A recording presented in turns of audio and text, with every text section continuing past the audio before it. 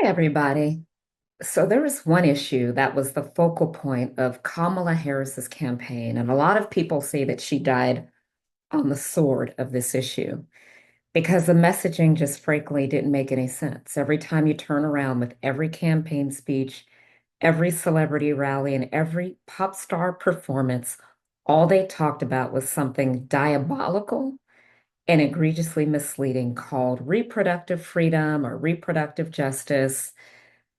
What even is reproductive justice? So let's talk about it. My name is Monica Maybank, and this is the Holy Politician Podcast. On this podcast, we discuss politics, policy, and culture through the lens of truth and holiness. If you haven't subscribed, I'd encourage you to do that now. So, this actually was a very hard podcast to put together. And at this very minute, I'm feeling very emotional about it. This is something that really has stained our nation.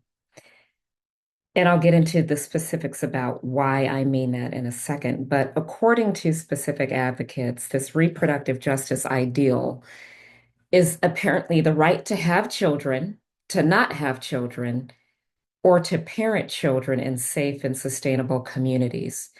And if you've been following political discourse over the past several years, this also includes the right to, yes, have an abortion. And so the reproductive justice movement was birthed by Black women, and it's led by Black women. It was birthed as a result of Black women feeling left out of the women's rights or the pro-choice movement, which was largely led and is still largely led by wealthy white women.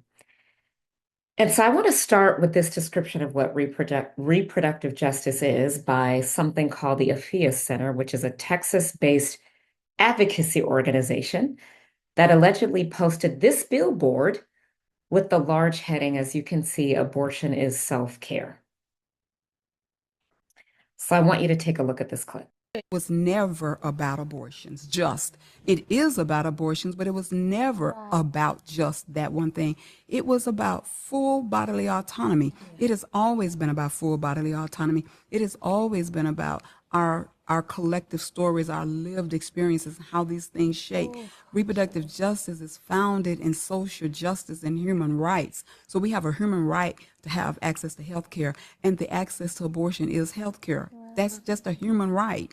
You know, we have a human right to live lives of quality. We should be paid livable wages. Like all of these things, all of these things should happen. That's reproductive justice. But inside of all of it, we should be able to be mothers of children, and our children not get killed. Right. Like, so we should not be subjected to state sanctioned harm. Because when our children are allowed to be killed, you don't stop me from being a mother, because I'm gonna always be a mother, but you change what being a mother look like for the rest of my life, no matter how many children I have, when you kill my one child, and it's sanctioned by. So I just need to pause it because there's so many contradictions in this video. And it's really bothersome because it almost sounds like she doesn't really know what she's talking about. When you say full bodily autonomy and a human right and abortion care is health care, and I just, and then you go on to talk about how a mother should be able to have children that don't get killed. Well, what is abortion? Is abortion not exterminating the life of a child? And when we say abortion is health care, how so? Health care for whom? And so when we listen to language like this, when we talk about what reproductive justice is about, is this truly justice? And how is it justice when it's exterminating the life of a human being? And so this is the reproductive rights movement, right? This is the reproductive rights agenda.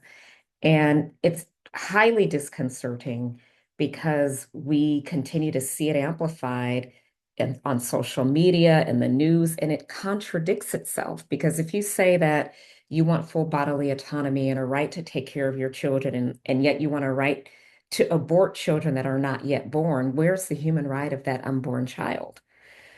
And organizations like the Afia Center and other kind of reproductive justice movements align themselves with other movements like trans justice. And so does anything more need to be said about their lack of understanding that they're being deceived when they're advocating for specific things. They think everything that apparently is a civil right is needs to be lumped together in all of these movements. But you can't talk about Black justice and trans justice like it's the same thing. And so, just to be clear, today's podcast really is about abortion, just so you know, right? Why? Because we're aborting more than 1 million of God's seed annually in the United States of America. You heard me, 1 million abortions a year.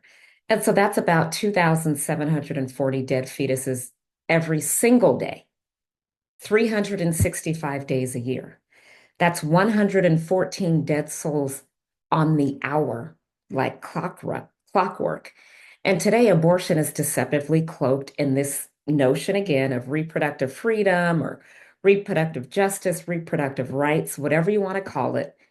This is a movement that has taken off.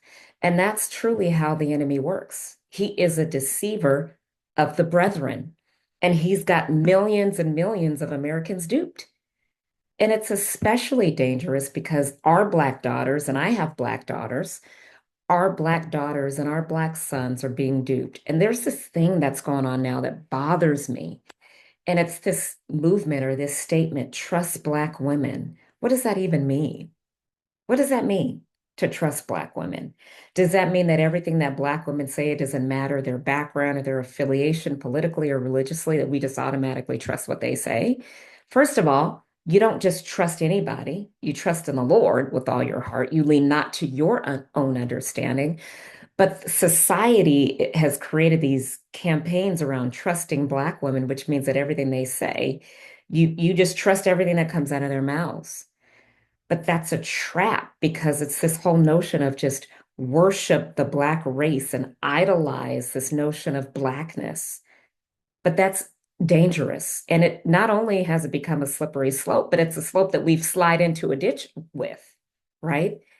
And so when we're being duped to trust Black women, and when we say things like, my body is my right, and nobody should tell me what to do with my own body, that's a trick of the enemy too. And so here we are every 5 seconds being tricked and being duped by the enemy. So first of all, your body is not your own. It was bought at a price. We were all an expensive purchase. First Corinthians says this, and many of you know the word.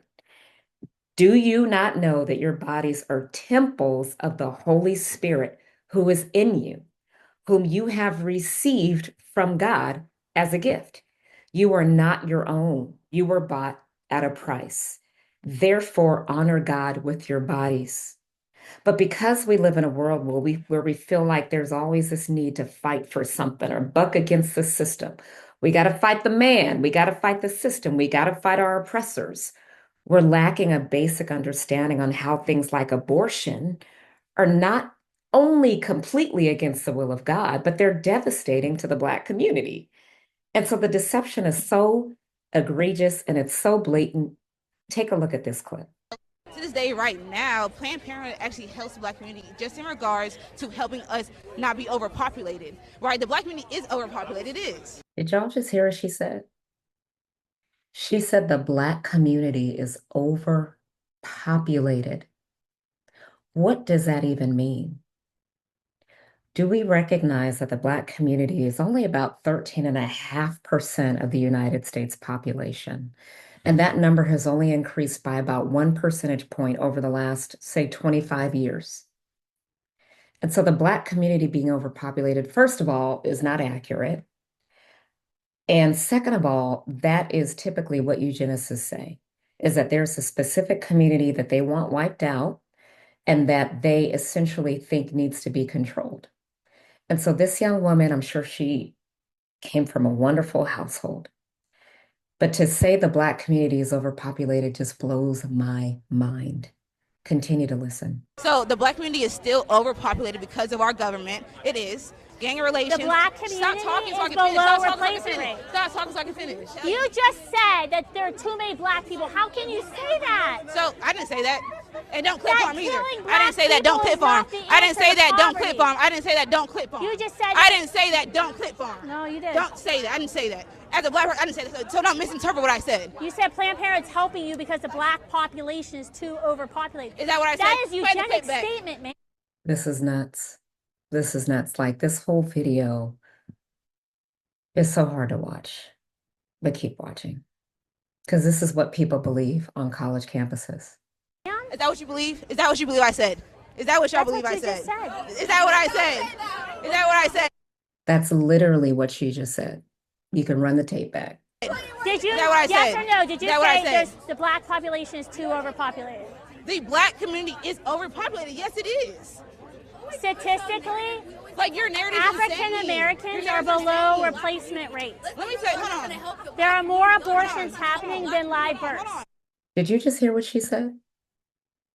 You need to grab hold of that. This woman just said that the Black community statistically is below replacement rate. And she went on to say, meaning there are more abortions in the Black community than live births. Did you hear that? Continue to watch. I just tried bringing science. You need to understand. No, you need to understand something, right? They don't care about black babies. Don't As a care. black, How would you know that, ma'am? pro-abortion is by in itself theoretically against the black community. God, this is so hard to watch. It really, really, really, really, really is so hard to watch. Did you hear what this young lady just said? Let me run the tape back. You can see it right there. This beautiful young Black girl just said that pro-abortion is by in itself theoretically against the Black community. What she doesn't realize is basically she agrees with the woman on the other side of the mic. That anybody who is for abortion is, yes, against the Black community. And so the confusion is just almost intolerable, but it's prevalent. It's so prevalent. Abortion is by in itself theoretically against the black community. Point blank period. Pro-life? Point blank period. No. Point blank period. How many pregnancy centers does the pro-life movement operate? I don't know. I don't give a fuck. More than 2,500. How many maternity homes does the pro-life movement operate? How many kids are in the foster care system? More than How many kids are 400. still being ruined by bad parents? More than 2,500. How many? Period. No. Point Let me skip ahead. by bad parents, by the fact that a Republican Party cannot consistently take care of them. Why does the Republican Party consistently need to take care of Black children? How many of these kids are consistently still not being taken care of? Yes, you mean to tell me? Yes, you Ma'am, mean to you tell are shot. Yes, you mean to tell me Excuse me, that I that's should my mic. Give me back my mic. Yes, you mean to tell me that I should continuously keep on. You are a eugenicist, ma'am, against your own race, and Say it that is again. horrific. Say it again. You are a Say it eugenicist. louder. You are a eugenicist, and that is horrific to hear you As a say that. black woman. And fundamentally, she is. And she doesn't even know that because she's not being educated properly.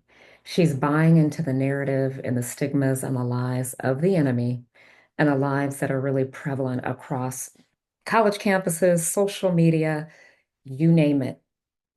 She is a eugenicist against her own people, her own kind. And then to add insult to injury, this young lady, she advertised her membership in Delta Sigma Theta by wearing this backpack, and you may have caught a glimpse of it as she was turning around. So if you're a member of Delta, which is an organization that I renounced because it's connected to idolatry, yada, yada, yada, you can read about it, learn about it. But how do you feel about the way that this young woman is representing your organization? And so we need to think about how we're all about this self-empowerment, this female empowerment, this Black empowerment, but it's really all a mirage. We really are being blinded by all of these exercises of justice and empowerment. At the end of the day, it's making us less articulate. It's making us less intelligent. It's actually antithetical to what true intelligence and discernment is. The Bible says that God will frustrate the intelligence of the intelligent. And that's exactly what's happening all across our college campuses, all across America, is what used to be intelligence is truly being frustrated. And so the whole overpopulation thing is working though, right? Effectively against Blacks, since 1/3 of all abortions come from the Black womb. 1/3 of all abortions come from the Black womb. That's more than 30% of abortions are among Black women, but we're only 13% of the population. And so that math is not mathing, right? So if there are 1 million abortions annually, that's 330,000 Black abortions annually. Black babies that are never given an opportunity at life. I want to share some more math with you because one of the things that the woman in the video said is that Blacks are below the replacement rate. And that should shock anybody's system, right? And what that means is that there are fewer live births, or there are more abortions happening than live births, which effectively means that we're canceling out our own race. And so, because this is something that shocked my system, I wanted to do research to see if this was true, right? I mean, that's shocking to hear that we're canceling out our own kind. So, according to federal data from the Department of Health and Human Services, last year in 2024, there were 473,000 Black babies born. And so, if there were 330,000 abortions, 473,000 live births, we're not yet canceling ourselves out, but we're not far off from that, right? We nearly did cancel out the majority of our seed, except for maybe 140,000 Black babies. And so this is not something to be played around with. And as a society and as a people, we need to wake up. And the thing about abortions is that they're becoming so much easier to access. People don't just walk into clinics anymore. You can take a pill in the comfort of your own home to abort your baby now. And so all of these things just blow your mind. And this is why the Bible talks about how the world is going to become darker, how even the elect are going to be deceived, because literally you've got millions of people that call themselves Christians, but still don't understand the repercussions of when we cast a vote a particular way and how that has implications for humanity. It has implications for a specific racial group. And so I want to talk about when God called the prophet Jeremiah and he identified him and selected him and said, "You are my chosen vessel." One of the things that he clearly stated to him is that before I formed you in the womb, I knew you. Before you were born, I set you apart. I appointed you as a prophet to the nations. And so before you and I were born, God had a plan and an assignment for our lives. This shouldn't be surprising to anybody who confesses to be a believer. So my question is, who are we aborting? Are we aborting God's apostles and his prophets? Are we aborting God-fearing scientists, people that could help in wars, people that are potential forerunners in the army of the Lord? We don't know who we're aborting because we're not giving them a chance at life. But what I know for sure is that God is not pleased with the abortion epidemic. In no way, shape, or form is God pleased. But most people weren't paying attention. But on Inauguration Day this year, the long-term president of Planned Parenthood, Cecil Richards, died. On Inauguration Day, she died. Now, does anyone think that that is a coincidence? Just curious if you think that was just coincidental. This woman was the president of Planned Parenthood for 12 years, and she oversaw the murder of millions of babies in that time period. But on January 20th, she took her last breath. She died of a rare form of brain cancer. I guess all brain cancer is rare, but this form of cancer is called glioblastoma. And so on January 20th, there was a true changing of the guard, right? God is a God of justice, not the form of justice that most people in the world preach and practice today, but He is a God of justice, and He will not be mocked. He will not be made to be ridiculed. God will not be disrespected. God will make sure that at the end of the day, His sovereignty is seen in the earth. And so please educate your children about the truth of reproductive justice and reproductive freedom. Help them to understand that there is nothing empowering about destroying generations of Black seed. This movement is leading to the erasure of the Black community, not the empowerment of the Black community, but the erasure. Do you know what erasure means? It means the removal of all traces of something. It's absolute obliteration. Just take a minute to think about that. And how many times as a Black community do we complain about our lives being threatened, about the fact that Black lives matter, about the fact that we want Black justice? We literally are doing our own job. We're doing other people's jobs. We are erasing ourselves because of our ignorance, and most of it is happening by young Black women.